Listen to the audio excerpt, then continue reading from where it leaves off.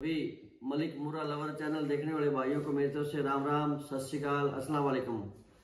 जैसे कि आपको पता है, आपके अपने चैनल MMLG पे हमेशा आपके कमेंट या प्रॉब्लम से रिलेटेड ही वीडियो डाली जाती है। आज किसी भाई का कमेंट हमने देखा पिछली वीडियो पे, तो उसमें था कि भैंस का AI कराने का सबसे प्रॉपर टाइम क्या है। तो ये छोटे छोटे पॉइंट्स होते हैं जो बड़ा डेयरी फार्म में अहम रोल रखते हैं।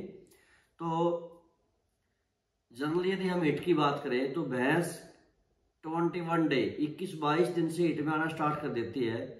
21 से 22 दिन वाले हिट को हम फाल्स हिट बोलते हैं। जो जैसे ही भैंस काविंग करती है और वो जेर वगैरह सब अच्छे से डालती है तो वो 12, 13, 14 दिन पे मेला डाल देती है। और अच्छा जो भैंस बढ़िया मेला लगती है तो उसके जस्ट 5-7 दिन के बाद में भैंस वो फाल्स हिट पे आती है, जिसको हम झूठी हिट बोलते हैं। तो जो फाल्स हिट होती है उस पे कई बार कुछ लोग भैंस गड़बड़ करवा भी देते हैं, लेकिन उसका नुकसान क्या है, क्योंकि तब तक भैंस का जो रूमन है और बॉडी है वो सेफ में नहीं आई होती है अच्छे से, यानी कि और भैंस के अंदर वीकनेस भी होती है। यदि आप 21 दिन पे भैंस को गड़बड़ करवा दोगे और बहुत सारी भैंसें कंसीव कर जाती है ठीक ठाक भैंसें, तो एक तो उनका पीक टाइम घट जाता है, वो प्रॉपरली पीक पे नहीं आ पाती दूध पे। दूसरा वीकनेस रहती है, ऐसी भैंस जल्दी बूढ़ी हो जाती है। तो पूरा वो प्रोडक्शन पे जैसे सपोज किया 4 लीटर की भैंस है तो वो 35 लीटर पे रह जाएगी। तो इसका 21 दिन वाले हिट का ये लॉस है। इसलिए 21 दिन के बाद दोबारा भैंस आती है 40 से 45 दिन पे। ये हिट बहुत परफेक्ट हिट होती है। यदि आप 40-45 दिन वाली हिट पे भैंस को गड़बड़ करवाते हो तो ये एक तो 1 साल के अंदर बच्चा देगी, यानी कि 1 साल से 10 दिन पहले बच्चा दे देगी आपको। पीक टाइम इसका बढ़िया रहेगा, फिजिकली भैंस बहुत बढ़िया रहेगी। तो ये हिट सबसे बढ़िया सुपर यानी कि बेस्ट हिट होती है।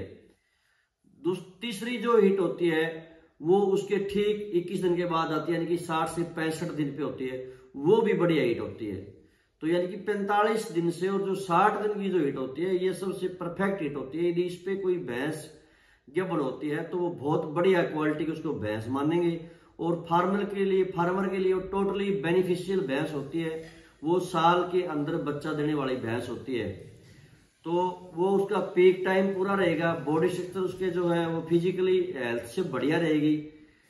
तो इसके साथ में हमें ध्यान किस चीज का देना है, हिट तो बता दिया 21 दिन पे, 45 दिन पे, 60 दिन पे करवानी है, लेकिन हिट वो AI कब करवाएं। जैसे भैंस ने सपोज किया आज सुबह डिस्चार्ज किया है तो कम से कम 18-20 घंटे बाद, यानी कि आज सुबह 10-11 बजे आपकी भैंस ने डिस्चार्ज किया तो कल मॉर्निंग में एक AI कराओगे।